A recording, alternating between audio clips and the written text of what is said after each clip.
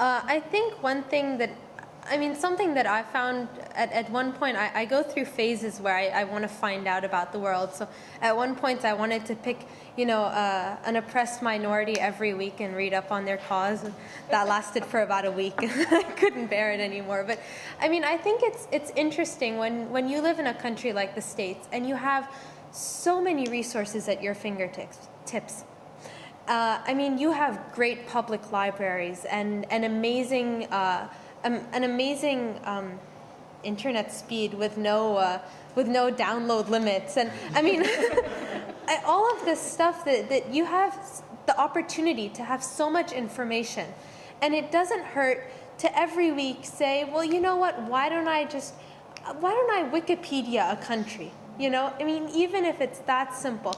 And soon enough, you might not remember 99% of what you read, but at least you feel like you're getting in touch with the rest of the world. So, just take, 5 minutes or 10 minutes out of a day to read a web page. You might find that there's this country that you're really interested in, even if you might never be able to visit it. It doesn't hurt to know about it. And another thing I would ask Americans to do is to be appreciative of what they have.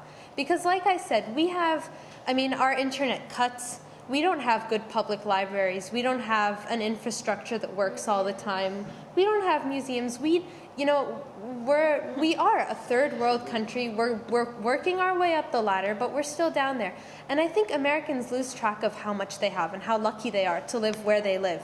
And really, really appreciate that. Appreciate how many opportunities you're given just by the mere fact of being born in the States. And something I would ask the president to do, in the same spirit, is to surround yourself with people, like someone said, people that know about the world, people that have gone out there and experienced the world. We find most of the advisors to high-level executives are these academics that go to undergrad school and then grad school, and then they get their PhD and they think they know everything about the Middle East, let's say, and they go out there and they give these great suggestions like, I think you should invade Iraq. It looks like a great idea, and there's no problem with Sunnis and Shias, and it's cool, So I would ask the president to just surround himself with people that have been out there, with people that have connections and ties to the countries that they're advising him on, or her.